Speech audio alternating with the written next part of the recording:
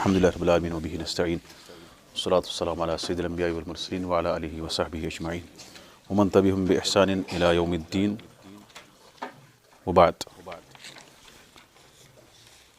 وصلنا إلى قوله الاحتجاج بالحسن وحكم زيادة الثقة وتعريف الحديث الضعيف. طيب، قبل أن تقرأ نأخذ مثالا للحديث، مثال للحديث الحسن. ٹھیک، بلیک پر استعمال. ٹھیک، یہ یوم بول ہمارے پاس مثال لینی ہے حدیث حسن کی، صرف حسن. اذا اطلق الحسن فالمراد به الحسن لذاته. جیسے ہمارے پاس مشہور حدیث ہے عن ابی ہریرہ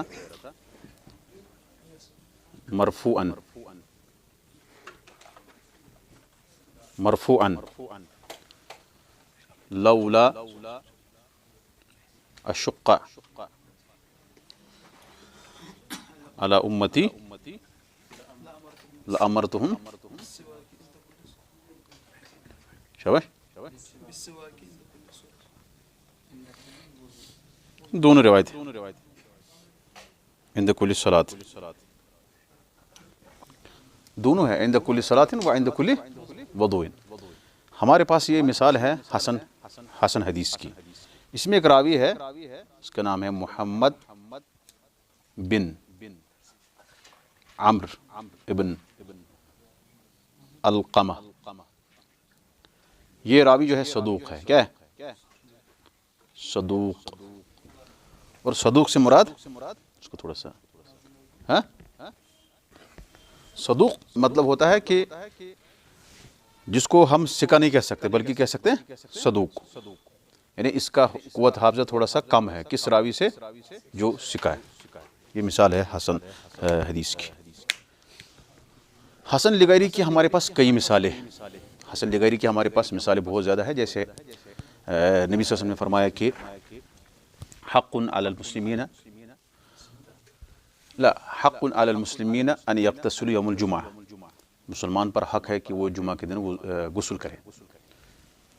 اس میں ایک راوی ہے حشیم، وہ ضعیف ہے. پھر اس کو دوسرے راوی، اس کا نام ہے ابو تمیم، اس طرح سے انہوں نے اس کو سپورٹ کیا ہے اور وہ بن گیا حسن لغیری. لیکن اگر خالی حشیم سے آتی وہ حدیث تو ہم اس کو ضعیف ہی مانتے. انشاءاللہ آگے ہماری کئی مثالیں آئیں گی. اگر کوئی اشکال رہے گا کسی کو آخر میں ہم اس کو دور کریں گے. فی الحال ہم تھوڑا پڑھیں گے.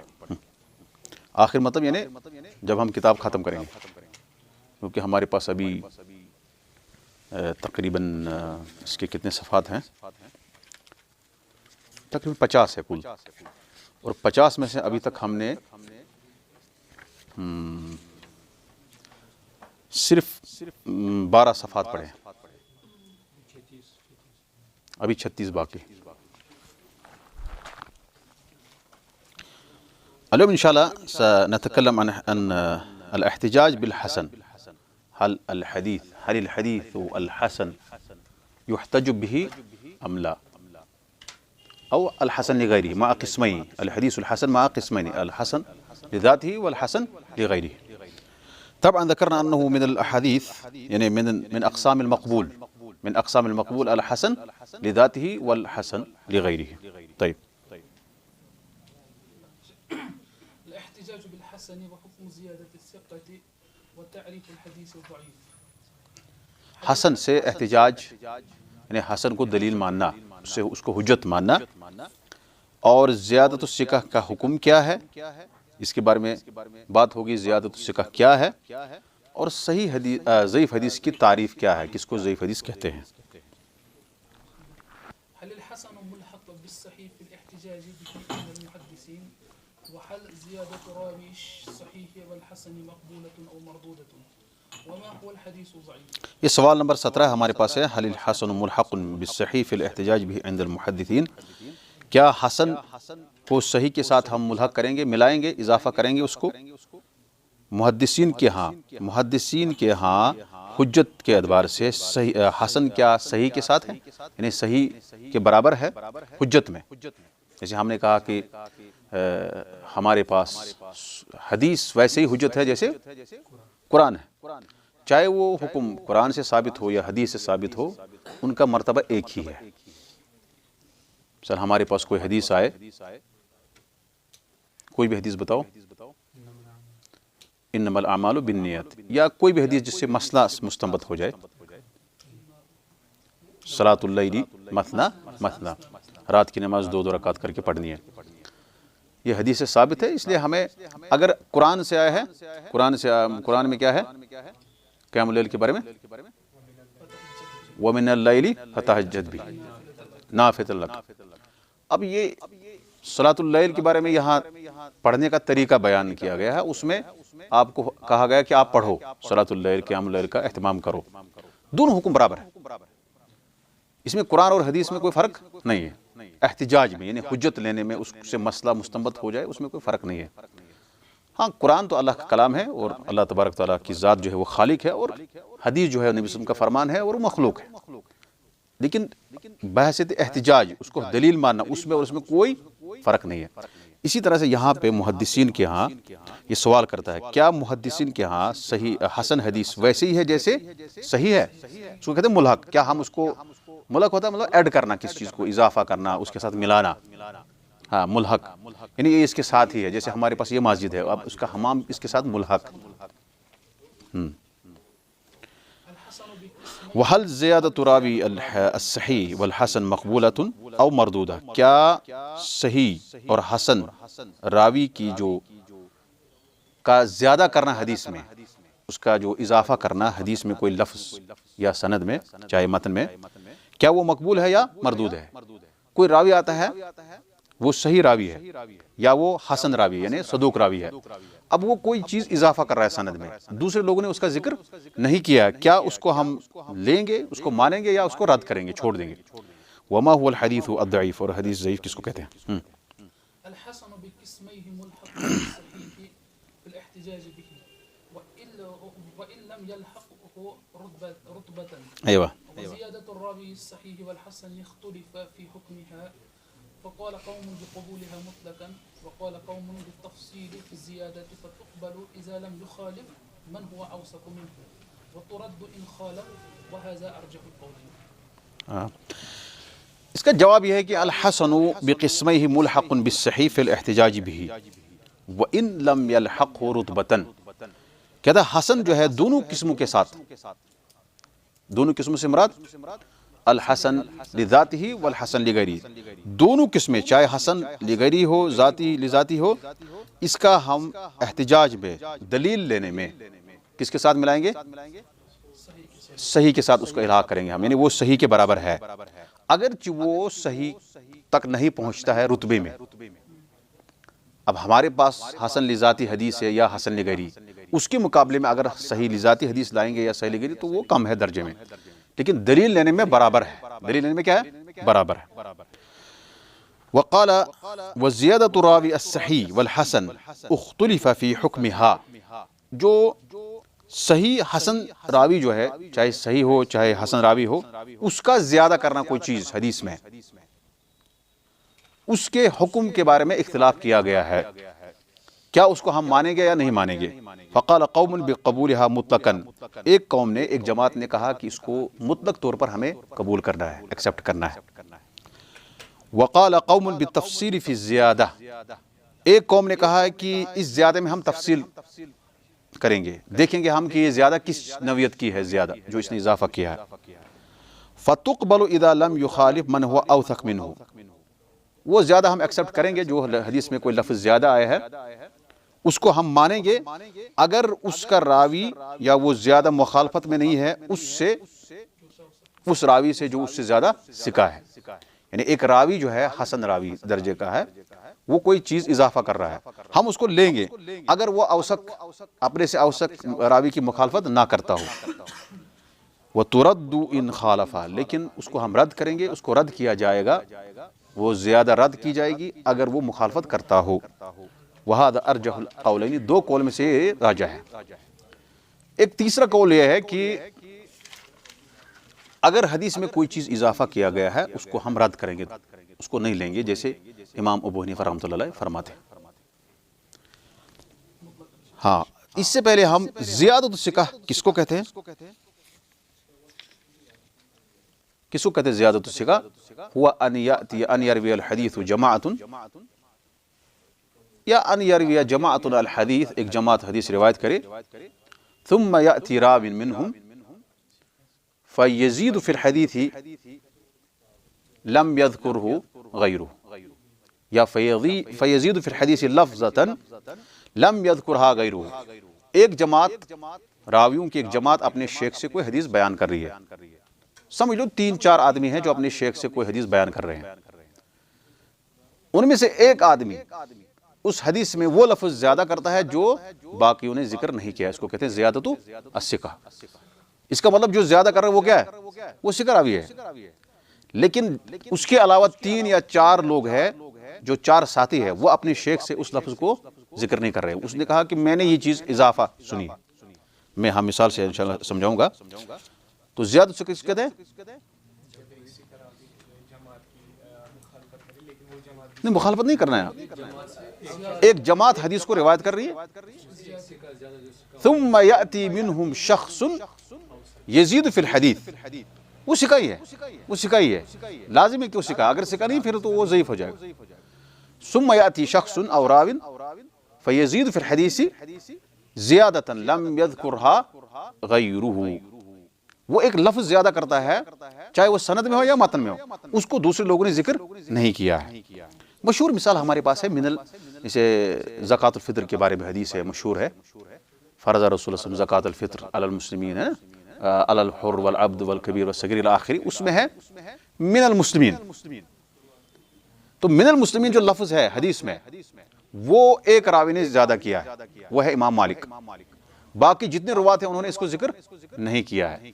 اب اسی لیے ہمارے پاس اور ایک مثال آئے گی، اس سے پہلے ہم دیکھیں گے کہ جو زیادہ ہوتا ہے نا، مطلب ایکسٹرا کوئی چیز بیان کرنا مسئلے میں، مطلب یہاں پہ کوئی واقعہ ہو گیا ہے، آپ نے کہا کہ اس ٹیبل پہ صرف دو گلاس تھے، سب نے کہا اس پہ 2 گلاس تھے، لیکن ایک آیا اس نے کہا ساتھ میں یہ بھی تھا، یہ کیا ہے؟ ریموٹ، ٹھیک؟ مطلب 4، آپ یہاں پہ تقریباً 10-15 لوگ ہیں، کتنے ہیں بہرحال، سبھی کہتے ہیں کہ یہاں پہ صرف ٹیبل پہ کتنے تھے؟ 2 گلاس تھے، دائیں طرف سے 2 گلاس تھے، لیکن ایک شخص آیا، اس نے کہا کہ اس میں تیسری بھی چیز تھی، وہ کیا تھا؟ ریموٹ۔ اس ریموٹ کا جو اس نے تذکرہ کیا وہ ایک راوی ہے، لیکن وہ کیا ہے؟ وہ ثقہ ہے، اس کو کہتے ہیں زیادۃ الثقہ۔ حدیث میں کوئی واقعہ ہوا ہے، ایک لفظ اس میں زیادہ بیان کر رہا ہے وہ جو دوسرے لوگوں نے ذکر نہیں کیا، جیسے ہمارے پاس زکوٰۃ فطر کے بارے میں من المسلمین، یعنی دینے والا کیا ہونا چاہے؟ مسلمان ہونا چاہے۔ پھر مطلب جو فقہ ہے اس نے اختلاف کیا اس زیادتی کی وجہ سے، جو حدیث میں ایکسٹرا چیز آئی ہے کہ کیا غلام کی طرف سے زکوٰۃ دے سکتا ہے جو غلام غیر مسلم ہو، کیونکہ زکوٰۃ فطر کے لیے ضروری نہیں کہ بالغ ہو۔ تو یہاں جو ایکسٹرا چیز محدث یا راوی زیادہ کر رہا ہے، اضافہ کر رہا ہے، وہ دوسرے لوگوں نے ذکر نہیں کی ہوتی، اس کو کہتے ہیں زیادۃ الثقہ۔ اس کے تقریباً 3 قسم ہیں۔ ایک قسم ہے ان تخالف الزیادۃ ما رواه الثقات، ایک قسم ہے کہ زیادہ منافیہ لما رواه الثقات۔ پہلی قسم کیا ہے؟ زیادۃ منافیۃ لما رواه الثقات۔ قلم کون سا ہے؟ اس کو ہم مٹا دیتے۔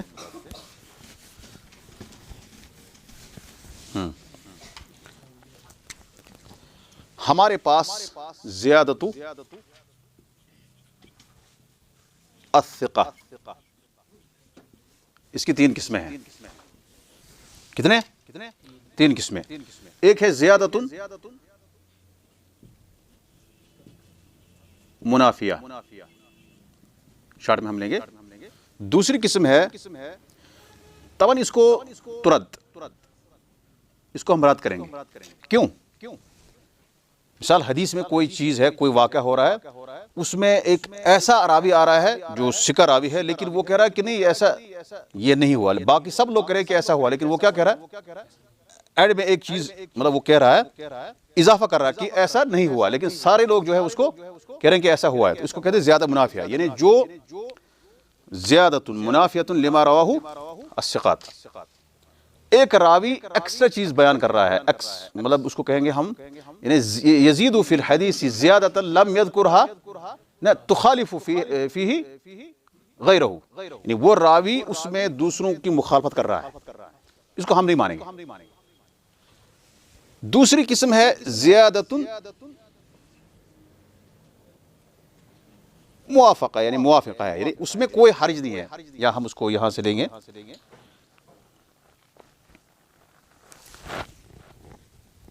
زیادۃ، اسی اعتبار سے ہم لیں گے زیادۃ منافیہ،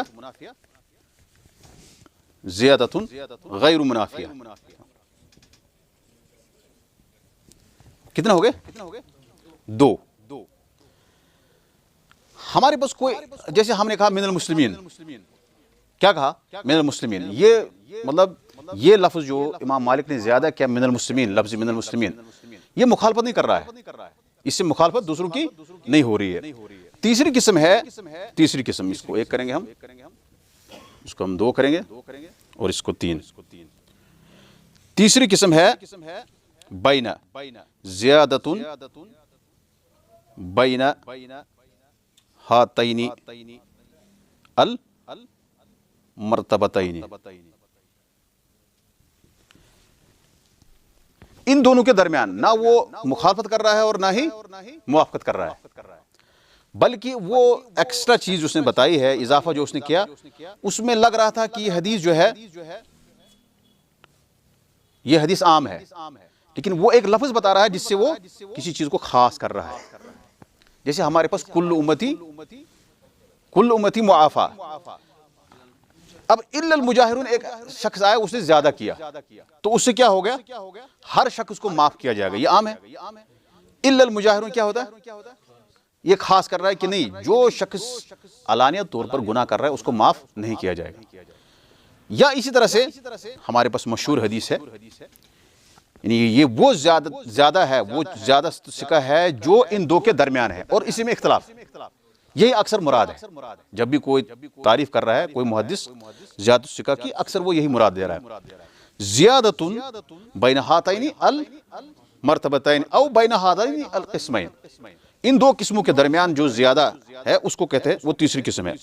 اس میں بہت زیادہ اختلاف ہوا ہے اس بارے میں، یعنی ہمارے پاس ایک مشہور حدیث ہے کل امتی، نہیں دوسری حدیث، کل امتی یدخلون الجنہ، ٹھیک؟ مان لو ہمارے پاس 5 راوی ہے سند کے اندر جو کہتے ہیں کل امتی یدخلون الجنہ، میرے جو بھی امت ہے وہ جنت میں جائے گا۔ اب یہ حدیث کیا ہے؟ عام ہے۔ ایک راوی آیا سند میں جس نے کہا الا من ابا، تو اس نے کیا کیا؟ اس نے اس عام کو خاص کیا، اس عام کو کیا کیا؟ خاص کیا۔ اسی طرح سے کوئی چیز مطلق ہے اس کو مقید کرنا، حدیث میں وہ لفظ اس کو مقید کر رہا ہے، تو اس کو کہتے ہیں زیادۃ بین ہذین القسمین یا بین ہاتین المرتبتین، یہ تیسری قسم ہے۔ ہمارے پاس حدیث کے اندر اس کی مثال ہے، میں آپ کو بتاؤں گا۔ ہمارے پاس حدیث نعیم المجمر ایک راوی ہے، اس کی ایک حدیث ہے مشہور، وہ ابو ہریرہ سے روایت کرتا ہے کہ وہ کہتا ہے ابو ہریرہ نے نماز پڑھی، ٹھیک؟ اس میں قرأ یعنی فبدأ بسم اللہ الرحمن الرحیم، تو ایک مشہور حدیث ہے نعیم المجمر کی، کہتا ہے صلیت وراء ابی ہریرہ، میں نے ابو ہریرہ کے پیچھے نماز پڑھی، فقرأ بسم اللہ الرحمن الرحیم ثم قرأ بأم القرآن، پہلے اس نے بسم اللہ پڑھا، اس کے بعد ام القرآن یعنی سورہ فاتحہ پڑھی۔ اس حدیث کو امام نسائی نے اپنی سنن میں ذکر کیا ہے، اور باقی جو روات ہے انہوں نے بسم اللہ کا ذکر نہیں کیا۔ باقی جتنے روات ہے جب وہ ابو ہریرہ سے روایت کر رہے ہیں وہ کہتے ہیں کہ فقرأ بأم القرآن، لا ما جہرتن، فقرأ بالفاتحہ او فبدأ بالفاتحہ، لم یذکر البسملہ، بسملہ کا ذکر نہیں کیا۔ اب یہ یہاں پر ہم کیوں کہہ رہے ہیں کہ زیادہ جو ان کے درمیان ہے، نہ اس کے ساتھ ہم ملا سکتے ہیں نہ اس کے ساتھ، تھوڑا یہ لگ رہا کہ اس کے ساتھ مل رہی ہے، تھوڑی اس کے ساتھ، اس لیے یہاں پہ ڈاؤٹ ہو گیا۔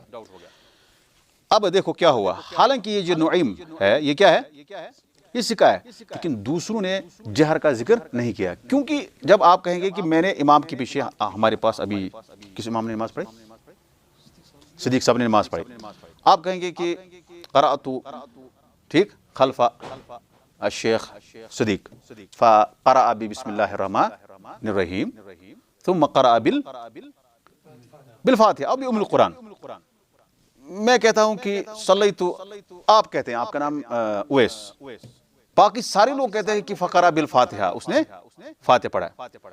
اب یہاں پہ اشکال ہو گیا، تبھی جا کے ہم کہیں گے بسم اللہ پڑھا جب اسے زور سے پڑھاؤ، اور تبھی جا کے آپ کہہ رہے ہیں کہ بسم اللہ، ہم کہتے ہیں کہ اس نے سورہ فاتحہ پڑھی ہے کیونکہ ہم نے بسم اللہ نہیں سنی، کیونکہ اس کو سرن پڑھنا ہے، ٹھیک۔ تو یہاں پہ اختلاف ہوا، کہاں اختلاف ہوا، کہہ رہا ہے کہ یہ جو ہے اس میں تردد ہو گیا، اور تردد کی وجہ کیا ہے کہ جب ہم نے کہا کہ فقرأ بسم اللہ الرحمن الرحیم ثم قرأ بأم القرآن، سب لوگوں نے بسم اللہ کا ذکر نہیں کیا، اس کا مطلب یہ ہے کہ یہ مخالفت کر رہا ہے کس کی، نعیم المجبری کی مخالفت کر رہا ہے، اس لیے اس کو ہم نہیں مانیں گے، ہم بسم اللہ کو جہرن نہیں پڑھیں گے، کیونکہ اس نے بسم اللہ، تمام لوگوں نے ابو ہریرہ کے پیچھے جس نے نماز پڑھی ہے وہ کہہ رہا ہے بسم اللہ کا ذکر ہی نہیں کر رہا ہے، وہ سرن پڑھنا ہے، لیکن دوسرے اعتبار سے ہم کہہ رہے ہیں کہ نہیں، یہ منافع غیر منافع ہے، یہ اس میں مخالفت نہیں ہے، کیوں نہیں ہو کیونکہ وہ قریب تھا بالکل، یعنی وہ امام کے بالکل پیچھے تھا، اس سیدھ میں تھا، اور جب امام نے اللہ اکبر کہہ دیا اس کے بعد اس نے بسم اللہ الرحمن پڑھ دیا اتنے آواز میں کہ وہ سن رہا تھا، دوسروں نے سنا نہیں، جیسے پہلی صف میں جو بیٹھا ہو یا ساتھ میں جو بیٹھا ہو یا تھوڑا سا جو بالکل تیز سن رہا ہے نا، کوئی ہوتا ہے نا کہ بالکل تیز سن رہا ہے، نزدیک ہوتا ہے وہ سن لیتا ہے کہ بھائی اس نے پڑھا بسم اللہ، اس نے وہی حالت بیان کی جس حالت میں اس نے امام کو کرتے ہوئے دیکھا ہے، لہذا باقی جتنے لوگ ہیں 3 صف 4 صف، انہوں نے کہا کہ بسم اللہ نہیں پڑھا، یعنی ہمیں کیونکہ اس سے لگ رہا ہے کہ بسم اللہ پھر زور سے پڑھے گا تب ہی پتہ چلے گا، تو اس کا مطلب ایک طرف سے تو یہ زیادہ منافع ہے، دوسری طرف سے زیادہ غیر منافع ہے، اس لیے ہم نے کہا کہ زیادۃ بین ہاتین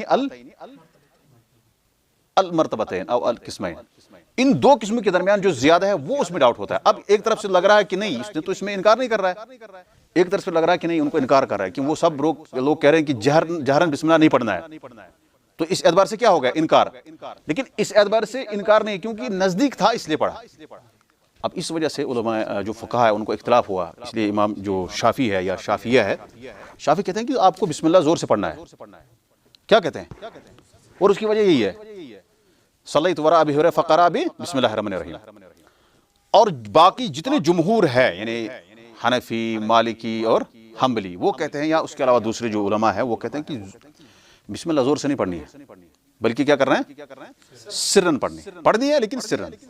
اب یہ اس کو زیادۃ الثقہ کہتے ہیں، وہ قسم جو لگ رہا ہے کہ یہ بھی ہے اور لگ رہا ہے یہ بھی ہے، اس کے بارے میں علماء نے اختلاف کیا ہے، اور امام ابو حنیفہ اور دوسرے لوگوں نے اس کو مطلقاً رد کر دیا، وہ کہتے ہیں ہمیں یہ نہیں ماننا ہے، اس لیے آگے جا کر انہوں نے کہا کہ ہمیں بسم اللہ پڑھنا ہے ہی نہیں، کیوں؟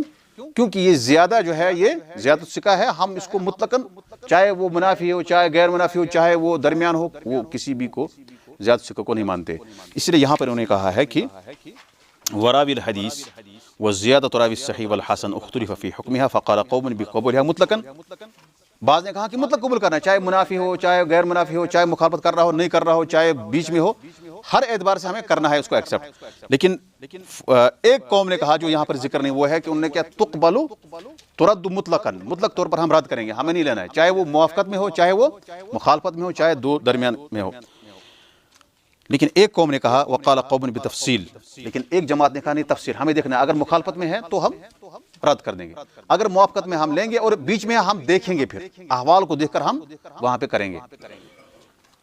اذا لم یخالف من هو اوثق منه، اگر وہ اپنے اوثق کی مخالفت کر رہا ہے تو پھر ہم اس کو کیا کریں گے، لے لیں گے، اگر نہیں کر رہا ہے تو تب لیں گے، اگر کر رہا ہے تب ہم اس کو چھوڑ دیں گے۔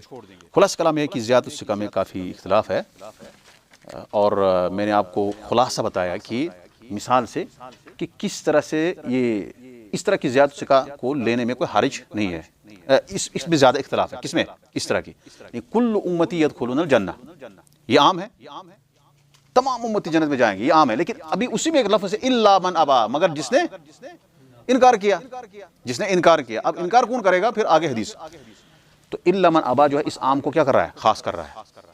تو اس طرح کی جو زیادت الثقہ ہے اس میں اختلاف ہے، کیونکہ سارے روات کہہ رہے ہیں کہ میری تمام امت جو ہے یہ جنت میں جائے گی، لیکن ایک راوی کہہ رہا نہیں، جس نے انکار کر دیا وہ نہیں، وہ جہنم میں جائے گا.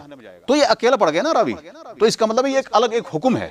یہ کیا ہے؟ یہ ایک خاص حکم ہے جس کو ہم الگ ایک حدیث مانیں گے، اور اس اعتبار سے بعض لوگوں نے اس کو رد کر دیا ہے. بعض لوگ نہیں مانتے اس کو، کہتے ہیں کیونکہ یہ ایک خاص حکم ہے. کیونکہ کسی چیز کو خاص کرنا یہ بھی ایک حدیث ہی کر سکتی ہے. اگر کوئی چیز عام ہے تو حدیث ہی خاص کر سکتے ہیں، اور اس وہ حدیث کا مطلب صحیح ہونا ضروری ہے. تو یہاں خلاصہ کلام یہ ہے کہ زیادت الثقہ ہم اس کی 3 قسمیں ہیں، اور تینوں میں سے ایک کو ہم، 2 کو ہم رد کر سکتے ہیں آسانی سے. جو ٹکرا رہی ہے اس کو ہم چھوڑ دیں گے، کیونکہ وہ بن جاتا ہے پھر شاذ. کیا بن جاتا ہے؟ یعنی زیادہ منافع کیا بن جاتا ہے؟ اس کو ہم رد کریں گے، کیونکہ اس میں ایک راوی جماعت کی مخالفت کر رہا ہے. وہ کہہ رہا ہے کہ میں نے یہ سنا ہے امام کو یہ پڑھتے ہوئے، دوسرے لوگوں نے نہیں سنا. وہ کہہ رہا ہے ہم نے نہیں سنا. ایک کہہ رہا ہے میں نے سنا ہے، یہ بات میں نے سنی ہے. تو وہ مخالفت کر رہا ہے کس کی؟ ثقات کی. کس کی کر رہا ہے؟ ثقات کی، ایک جماعت کی مخالفت کر رہا ہے. اس کا مطلب یہ ہے کہ یہ شاذ ہو گیا. کیا ہو گیا؟ اور ہم نے کہا کہ صحیح حدیث ہونے کے لیے شرط ہے کہ عدم الشذوذ. اب زیادہ موافقہ ہے، غیر جو ہے غیر منافع، وہ مخالفت میں نہیں ہے، اس کو ہم لے لیں گے، اس کو ہم لے لیں گے. وہ سمجھے کہ ہم ایک الگ حدیث، مستقل حدیث ہے. گویا کہ وہ راوی ایک جماعت کوئی چیز بیان کر رہی ہے، اس میں وہ ایکسٹرا چیز بتا رہا ہے کہ یہ ہے، کوئی بات نہیں ہے، سمجھو ایک الگ حدیث، اس کو ایک الگ حدیث ہم مانیں گے. اور الگ حدیث اگر وہ راوی الگ حدیث روایت کر رہا ہے، وہ ثقہ ہے، اس کی حدیث جو ہے مقبول ہے. لیکن جب دونوں کے درمیان میں، ان 2 قسموں کے درمیان جو حدیث آئے گی، جو کسی عام کو خاص کر رہی ہے یا کسی مطلق کو مقید کر رہی ہے، اس صورت میں اس حدیث کو لینا نہ لینا یہ مشکل ہے. خاص کر من المسلمین کو بھی مقید کرتا ہے. من المسلمین کیا کرتا ہے؟ اصل میں مقید کرتا ہے کہ بھئی ایک اگر کوئی مالک ہوگا، اس کا کوئی غلام ہے، اس غلام کو ہمیں دیکھنا ہے کہ کیا مسلمان ہے یا نہیں ہے. وہ کون سا لفظ بتا رہا ہمیں؟ من المسلمین. تو اس اعتبار سے جو ہے آپ کو ذہن میں رکھنا ہے کہ زیادت الثقہ کیا ہے. والحدیث ضعیف، والحديث الضعيف هو الذي لم يتصف بشيء من الصفات الصحيح ولا من صفات الحسن. من صفات الصحیح ولا من صفات الحسن. حدیث ضعیف کہتا ہے کہ هو الحدیث الذي لم يتصف بشيء من صفات الصحیح ولا من صفات الحسن. حدیث ضعیف وہ حدیث ہے جو صحیح صفات سے متصف نہیں ہے اور نہ ہی حسن صفات سے، یعنی جس میں نہ صحیح حدیث کی صفات ہے، مواصفات ہے، اور نہ ہی حسن حدیث کی. لہٰذا وہ کیا ہے؟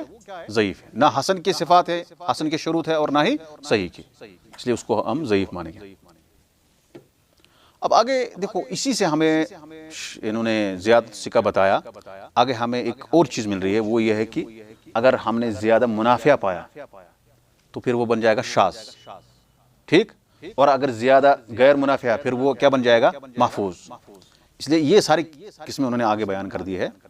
المحفوظ والشاذ والمعروف والمنکر. والشاذ والمعروف والمنكر. ایوہ. عرف المحفوظ والشاذ والمعروف والمنكر مع التمثيل. وما الفرق بين الشاذ والمنكر؟ اذا خالف راوي. تو واضح ہے کہ آپ کو محفوظ، شاذ، معروف اور منکر کی تعریف کرنی ہے مثال کے ساتھ. اور شاذ اور منکر میں کیا فرق ہے؟ سین 18 ہے 18 سوال نمبر 18. اذا خالف الراوي الصحيح والحسن بزيادة او نقص من هو ارجح منه او نقص من هو ارجح منه فالراجح يسمى المحفوظ والمرجوح الشاذ. طبعا ہم نے شاذ اور منکر کی تعریف شاید پڑھی ہے کہ نہیں؟ شاذ کی تو پڑھی ہے ہم نے. ہاں، کہتا ہے کہ اذا خالف راوی الصحیح والحسن، دونوں صحیح حدیث کا راوی، حسن حدیث کا راوی جب مخالفت کرے، کیا کر کے؟ بزیادت، کوئی زیادہ کر کے. ٹھیک. دیکھو زیادت الثقہ میں دونوں آتا ہے، یاد رکھیں آپ. زیادت الثقہ کو یعنی خرج مخرج الغالب، اغلب جو ہے ثقہ انہوں نے استعمال کیا، لیکن اس میں آتا ہے صدوق بھی. کیا آتا ہے؟ صدوق بھی. جب صحیح حدیث کا راوی اور حسن حدیث کا راوی کوئی چیز زیادہ کر کے یا کم کر کے مخالفت کرے، کوئی چیز حدیث میں کم کر رہا ہے یا زیادہ کر رہا ہے، وہ مخالفت کرتے ہوئے وہ اس کی کر رہا شخص کی، اس راوی کی مخالفت کر رہا ہے جو ارجح ہو، یعنی اس سے زیادہ سکہ ہے، اس سے زیادہ وہ سکہ ہے، تو راجح کو ہم کیا کہیں گے؟ فالراجح یسمى المحفوظ، راجح کو ہم کہیں گے محفوظ، اور مرجو کہیں گے شاذ۔ یعنی جب صحیح راوی اور حسن راوی اپنے سے کس مخالفت کر رہا ہے جو اس سے ارجح ہے، اس سے جو ہے ارجح ہے، وہ مخالفت کر رہا ہے اس کی، یا تو حدیث میں کم کر رہا ہے یا زیادہ کر رہا ہے، تو ہم راجح کو کہیں گے محفوظ اور مرجو کو کہیں گے شاذ۔ پر مثال اسی میں آئے گی خود ہی، مثال انہوں نے کتاب میں دی ہے، اس سے ہمیں اس کو زیادہ بیان کرنے کی ضرورت، یہاں لکھنے کی ضرورت نہیں کیونکہ مثال موجود ہے۔ فتعريف المحفوظ هو ما رواه الأوثق مخالفا لمن دونه من الثقات۔ محفوظ کی تعریف یہ ہے، اس کو آپ انڈرلائن کیجئے، ما رواہ الاوثق، جس کو اوثق نے روایت کیا ہے اس کی مخالفت کرتے ہوئے جو اس سے کم ہے، جو اسے ما رواہ الاوثق، جس میں اوثق روایت کر رہا ہے مخالفت کرتے ہوئے لمن دونہ، جو اس سے کم ہے، یعنی اوثق قوی راوی، اوثق راوی مخالفت کر رہا ہے اس کی جو اس سے کم ہے درجے میں، ثقات میں سے جو اس سے کم ہے، مطلب ایک زید ہے وہ مخالفت کر رہا ہے کس کی؟ احمد کی، تو زید جو ہے وہ اوثق ہے اور احمد ثقہ ہے، اس کو کہتے ہیں ما رواہ الاوثق مخالفا لمن ہوا دونہ ہوتا کم، یعنی اوثق اپنے سے کم درجے راوی کی مخالفت کر رہا ہے، اس کو ہم محفوظ کہیں گے۔ اور شاذ، وتعريف الشاذ هو ما رواه الثقة مخالفا لمن هو أرجح منه۔ اس کا عکس شاذ ہوتا ہے کہ ما رواہ ثقۃ مخالفا لمن ہوا اوثق او ارجع او اولا، کوئی بھی آپ عبارت کہہ سکتے ہیں، بس ہونا چاہیے اس میں تفضیل، جس میں ثقہ راوی مخالفت کرتا ہے اس کی جو اس سے زیادہ قوی ہے، جو اس سے زیادہ راجع ہے، زیادہ قوی ہے حفظ میں۔ مثال ذالک مثال ذلك ما رواه ابن أعينة عن عمرو بن دينار عن أوجس عن ابن عباس رضي الله عنهما أن رجلا توفي على عهد النبي صلى الله ان رجلا توفی على عهد النبي صلى الله عليه وسلم ولم يدع وارثا إلا مولا وأعتقه ولم يدع، ايوه ولم يدع وارثا إلا مولا وأعتقه فجعل النبي صلى الله صلی اللہ علیہ وسلم۔ ميراثه له۔ اب مثال ہمارے پاس شاذ کی یہ ہے، کہتا ہے کہ جو ابن عیینہ نے روایت کیا ایک حدیث، کس سے؟ عن عمرو بن دینار سے، اور انہوں نے اس کو روایت کیا کس سے؟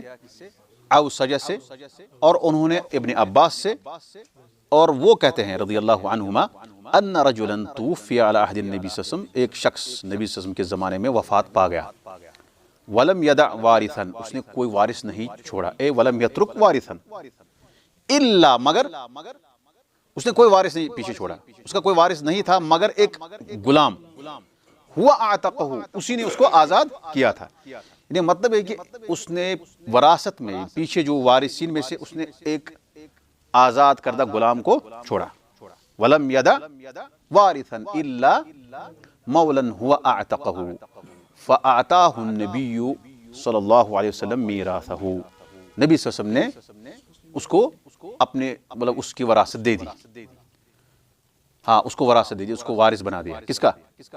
المعتق، جس کو آزاد اس نے کیا۔ ان رجلا توفی علی عہد النبی صلی اللہ علیہ وسلم، ایک آدمی، ایک شخص نبی صلی اللہ علیہ وسلم کے زمانے میں وفات پا گیا، یعنی مر گیا، ماتا، اور اس نے کوئی وارث نہیں چھوڑا پیچھے مگر ایک غلام جو اس نے آزاد خود ہی کیا تھا، اس کا ایک آزاد کردہ غلام تھا، اور فجعل النبی صلی اللہ علیہ وسلم میراثہ لہ، نبی صلی اللہ علیہ وسلم نے اس کی وراثت اسی کے لیے رکھی، اسی کو دے دی، کس کو؟ آزاد کردہ غلام کو۔ اب یہ حدیث ہے، اس کو روایت کیا ہے کس نے؟ ابن عیینہ نے۔ اب آگے پڑھو۔ وتابع ابن أعينة على وصله ابن جريج وغیرہ، وغيره وخالفه محمد بن زيد فرواه عن عمرو بن دينار عن أوجس ولم يذكر ابن عباس. قال أبو حاتم المحفوظ حديث ابن عيينة انتهى أي وشاذ حديث حماد بن زيد. دیکھو ہم نے اس سے پہلے بھی کہا حماد بن زید بہت قوی راوی ہے علی الاطلاق، لیکن یہاں پہ ایک الگ چیز مسئلہ ہو گیا، ہم نے کہا شاذ حدیث اس کو کہتے ہیں ما رواہ الثقة مخالفا لمن هو اوثق منه او جمعا من الثقات، اس کو اضافہ کرنا بہت ضروری ہے. ایک تو ثقہ راوی اپنے اوثق کی مخالفت کر رہا ہے، یہ تو ایک ہو گیا. دوسرا حصہ اس کا ہے، دوسرا پارٹ جو ہے وہ ہے او جمع من الثقات، یا تو وہ ثقات کی ایک جماعت ہے اس کی مخالفت کر رہا ہے. اس کا مطلب ہے کہ ہو سکتا ہے ان میں سے وہ 4 ہو یا 3 ہو، وہ الگ الگ کر کے اگر ہم انفرادی طور ان کا موازنہ کریں گے وہ کمزور نکلیں گے، لیکن اب چونکہ جماعت ہو گئی ہے اور جماعت کا اعتبار ہے تو یہاں پر وہی معنی آ جاتا ہے. یہ مثال ویسے ہی ہے.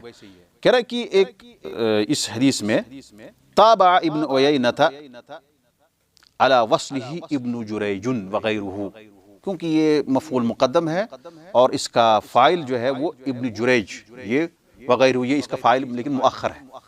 ابن جریج اور دوسرے لوگوں نے ابن عیینہ کی موافقت کی ہے، مطابقت کی ہے، یعنی اس کو سپورٹ کیا اس طرح کے روایت کرنے میں. کس کو؟ ابن عیینہ کو کس نے سپورٹ کیا؟ ابن جریج اور دوسرے لوگوں نے. وخالفهم حماد بن زید، لیکن ان لوگوں کو مخالفت کی کس نے؟ حماد بن زید نے. اس کا مطلب حماد بن زید اکیلا پڑ گیا. سارے لوگ یہی روایت کر رہے ہیں کیا؟ سارے لوگ روایت کر رہے ہیں کہ بھائی اس سے یہ روایت کر رہا ہے، اس سے اوسجہ، اس سے ابن عباس، لیکن حماد بن زید جو ہے وہ کیا کر رہا ہے؟ حماد بن زید ان کی سب کی مخالفت کر رہا ہے. فَرَوَاهُ عَنْ عَمْرِ بن دینار عن اوسجہ، وہ اس کو روایت کر رہا ہے عمر بن دینار سے، اوسجہ سے. وَلَمْ يَذْكُرْ ابن عباس، ابن عباس کا ذکر ہی نہیں سند میں. گویا کہ وہ کہہ رہا ہے کہ ان اوسجہ، اور ابن عباس کو چھوڑ کر ان رجلا توفی علی عہد النبی صلی اللہ علیہ وسلم، جبکہ اوسجہ جو ہے وہ تابعی ہے، وہ نبی صلی اللہ علیہ وسلم کا زمانہ پایا ہی نہیں. تو یہاں پر اب ولم یذکر ابن عباس، اس نے ابن عباس کا ذکر نہیں کیا سند میں. کس نے؟ لا، حماد بن زید نے. ابن عیینہ اور دوسرے لوگوں نے، اس میں سارے لوگوں نے، اس کو آپ ایک مٹاؤ، ابن عیینہ. دیکھو آپ کو حدیث کا تصور آنا ضروری ہے سند میں. فیضان توری دیتی ہے، آپ بیٹھے بیٹھے. ہمارے پاس حدیث ہے، حدیث یہ متن ہم نے پڑھا تھا، ان النبی صلی اللہ علیہ وسلم ان رجلا توفی علی عہد النبی صلی اللہ علیہ وسلم، یہ حدیث ہے. ٹھیک، اس حدیث کی 2 سندیں ہمارے پاس ہیں. یہاں پر ابن عباس اس میں ذکر ہے، صح؟ ابن عباس سے اوسجہ نے، صح؟ اور اس سے ٹھیک، اور اس سے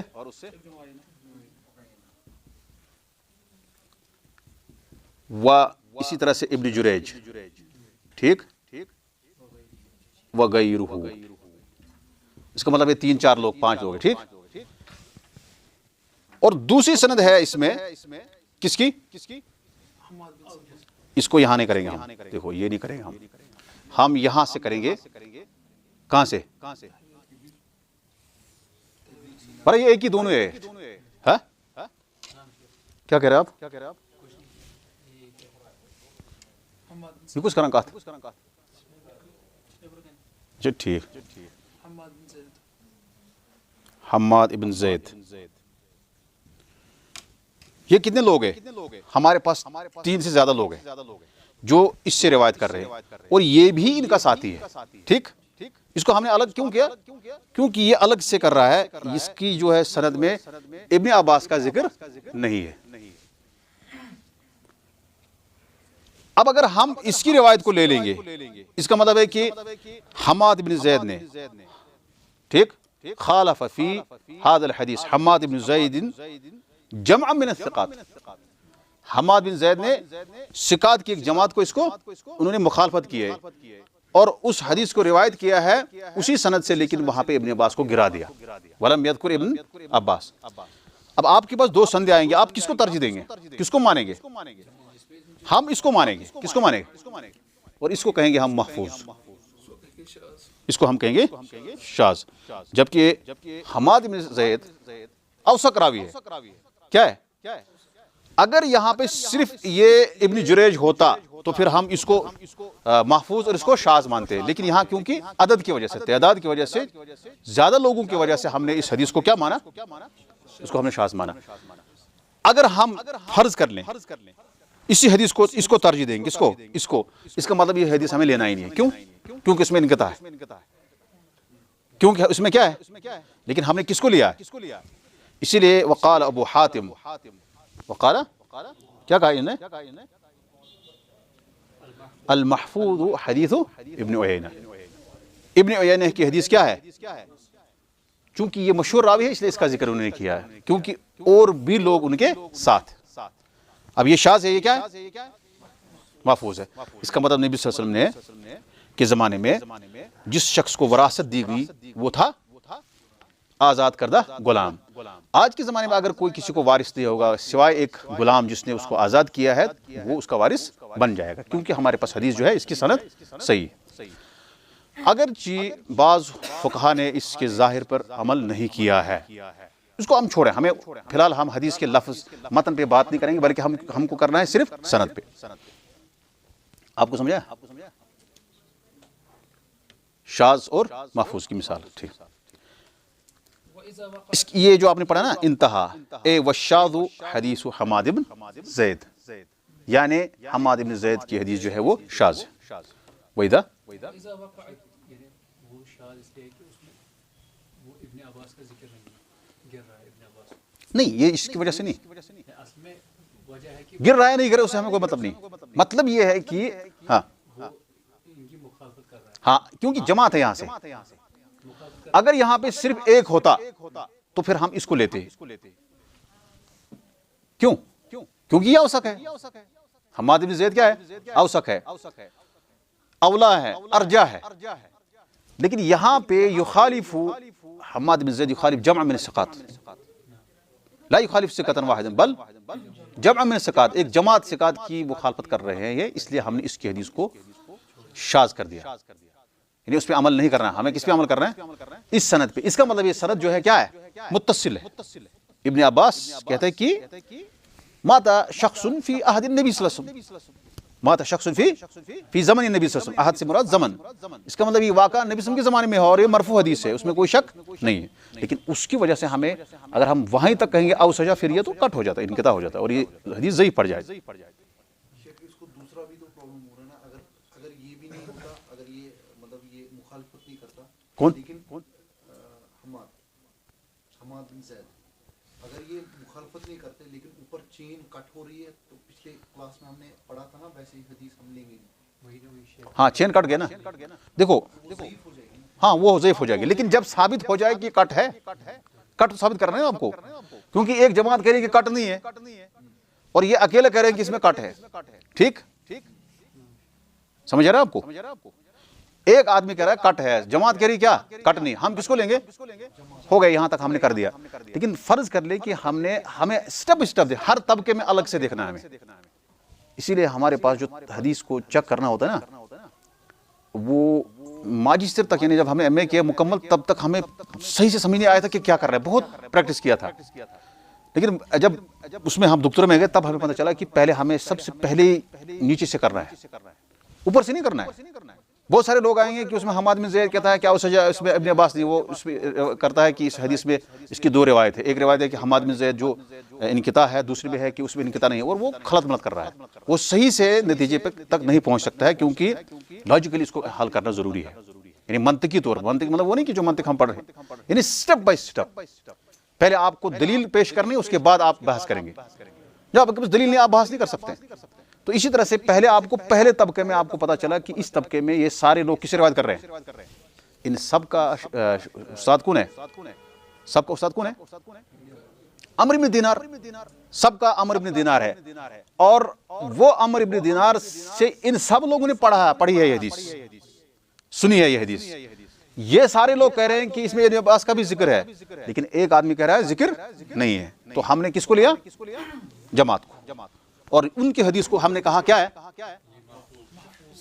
تو اس حدیث میں شاذ ہے یہ، اگر کوئی کہے گا اس میں ابن عباس کا ذکر نہیں ہے، یہ حدیث منقطع ہے، ہم کہیں گے وہ روایت جو ہے شاذ ہے، اور محفوظ حدیث روایت یہ ہے، لہٰذا یہ حدیث صحیح ہے۔ عمل کرنا اس حدیث پہ ہے یا نہیں ہے، اس میں اختلاف ہے، لیکن جب آپ میراث پڑھیں گے نا، فرائض، تو اس میں آئے گا کہ جو 15 لوگ ہوتے ہیں نا جو وارثین بن سکتے ہیں، اس میں ایک معتق بھی ہے جس کو آزاد کیا ہوا ہے۔ یلا وإذا وقعت المخالفة من الثقة للضعيف فالراجح يقال له المعروف ومقابله المنكر. اب دیکھو یہاں تک ابھی سارے لوگ سکا تھے. کیا تھے؟ سارے لوگ سکا تھے. لیکن آگے آئے گی مثال کہ جب ضعیف راوی سکا کی مخالفت کر رہا ہو اس حدیث کو ہم کہیں گے منکر. ٹھیک، اس حدیث کو کیا کہیں گے؟ اور جو ہم سکا کی حدیث لے رہے ہیں اس کو کہیں گے ہم معروف. محفوظ نہیں، معروف. تھوڑا فرق ہے بس، سمجھے؟ وہ ہے کہ محفوظ کس کو کہیں گے ہم؟ جس میں اوثق روایت کر رہا ہے یا جماعت روایت کر رہی ہے اوثق کی مخالفت کرتے ہوئے، یا اپوزٹ آپ کہیں گے جس میں ایک راوی، جس میں سکا، جس میں اوثق کی مخالفت کر رہا ہے، یا نہیں عفن جس میں اوثق اور جماعت مخالفت کر رہی ہے کس کی؟ سکا کی. اس کو کہیں گے ہم محفوظ. اور معروف کس کو کہیں گے؟ جس میں شاباش، جس میں سکا راوی مخالفت کر رہا ہے ضعیف کی، اور جب ضعیف مخالفت کرے سکا کی اس کو کہیں گے ہم منکر. ہاں یہ یاد رکھنا بہت ضروری ہے. ھذا حدیث منکر، ھذا حدیث شاذ، ھذا حدیث معروف، ھذا حدیث محفوظ. یہ سارے ایک مطلب اصطلاحات ہیں، ان کو کرنا ہے. یہ وہ نہیں ہے کہ ھذا یخنی ھذا قورمہ، یہ اس طرح نہیں چلے گا. ھذا رستن کباب نہیں چلتا ہے. یہاں مطلب علم چلتا ہے ترتیب کے ساتھ. اور علم کا مطلب ہے آپ کو تہذیب تنقیح کرنا ہے، اور وہ مصطلح ان اصطلاحات کو جاننا ہے جو علماء نے استعمال کی ہے. فالمعروف هو ما رواه الثقة مخالفا أو ضعيف. الضعیف. ایوہ والمنكر هو ما رواه ضعيف مخالفا الثقات.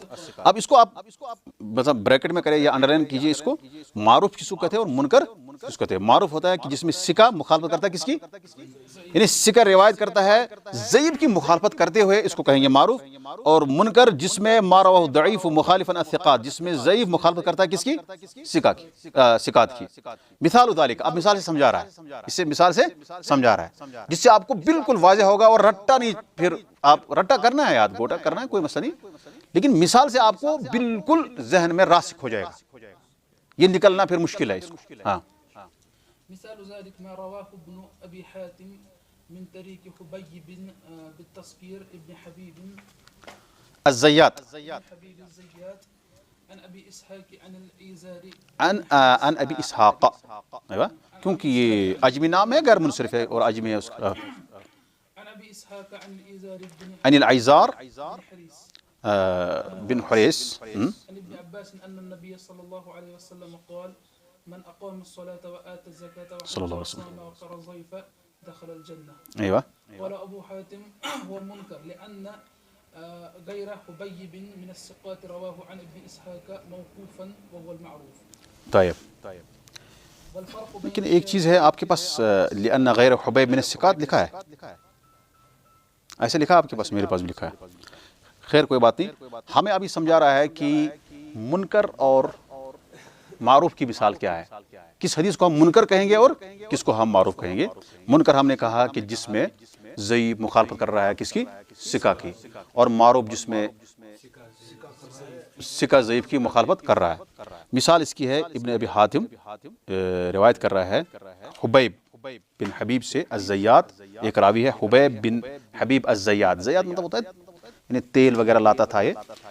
یہ روایت کر رہا ہے ابو اسحاق سے، اور وہ کہتا وہ عیزار ابن حریس سے، اور وہ ابن عباس سے کہ نبی صلی اللہ علیہ وسلم نے فرمایا من اقام الصلاۃ، جس نے نماز قائم کی، وآت الزکاۃ اور زکوٰۃ ادا کی، وہ حج کیا، وصام اور روزہ رکھا، وقر الضیف اور مہمان کی ضیافت کی، تکریم کی، دخل الجنت وہ کیا ہو جائے گا؟ وہ جنت میں داخل ہوگا. اب یہاں قال ابو حاتم ہوا منکر. ابو حاتم نے کہا اس حدیث کو منکر. کیا مطلب ہوتا ہے منکر؟ جب ہم نے کہا ھذا حدیث منکر، اس کا مطلب ہے کہ اس میں ضعیف کس کی کر رہا ہے مخالفت؟ اس کا مطلب ہے آگے جو عبارت ہے شیخ نے جو ذکر کی ہے، یا ہو سکتا ہے یہ نزہۃ النظر میں بھی ہو، لأن غیر حبیب من الثقات، ثقات میں نہیں ہے یہ، اس لیے کہ حبیب جو ہے، حبیب کے علاوہ، حبیب اصل میں ضعیف راوی ہے. حبیب کیا ہے؟ ضعیف جداً ہے. لأن حبیب رواہ عن ابی اسحاق موقوفا، لأن عفن نہیں احسنت، لأن غیر حبیب من الثقات، کہہ رہا ہے حبیب کے علاوہ جو ثقات راوی ہے، حبیب کے علاوہ جو ثقات روات ہیں، ثقات جو راوی ہے، حبیب کے علاوہ جتنے بھی ثقات راوی ہیں اس کو وہ روایت کر رہے ہیں کس سے؟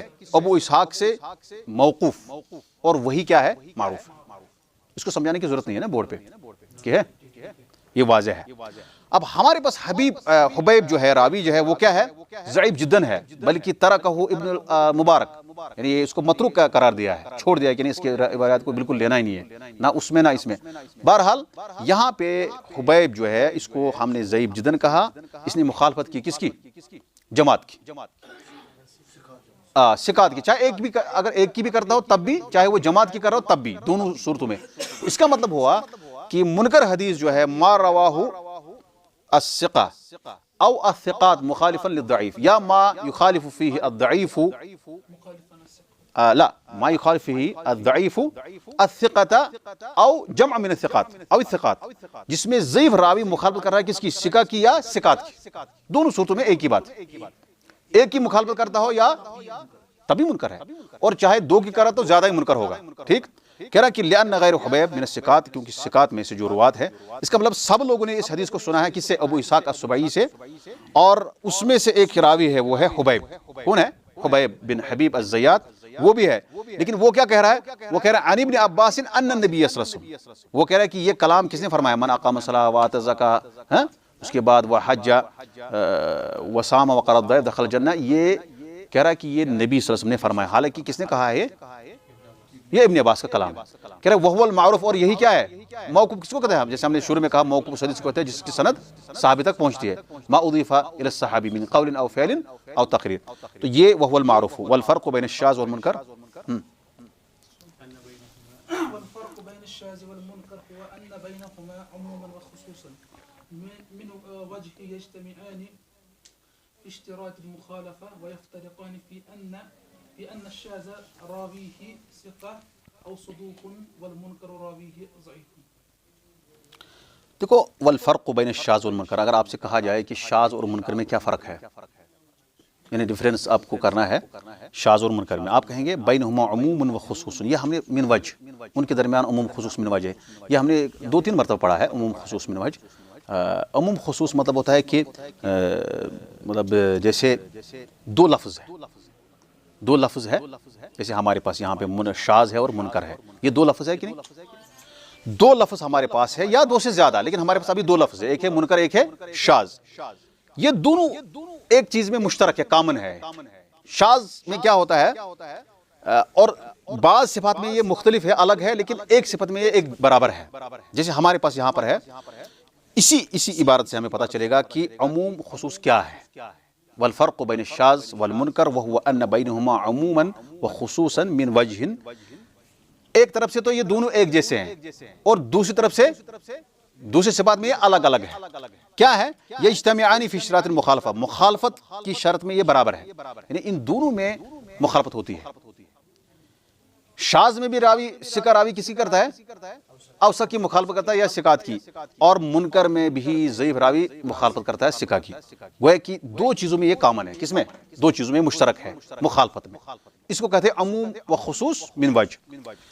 وَيَفْتَرِقَانِ فِي أَنَّ الشَّاذَ رَاوِهِ ثِقَةٌ، لیکن الگ ہو جاتے ہیں ایک چیز میں، کس میں؟ جو شاذ جو ہے اس کا راوی ثقہ ہوتا ہے یا صدوق ہوتا ہے، والمنکر راویہ ضعیف، لیکن منکر جو ہوتا ہے وہ اس کا راوی ضعیف ہوتا ہے۔ مخالفت میں برابر ہے لیکن الگ کس چیز میں ہوتے ہیں؟ تو یہ مطلب ہے کہ عموم خصوص من وجہ کا مطلب ہے کہ ان یشترک اللفظان او اکثر فی صفہ، ایک چیز میں تو برابر لگ رہے ہیں، 2 لفظ ہے یا 2 لفظ ہے، ایک چیز میں تو برابر ہے، کس میں؟ مخالفت میں۔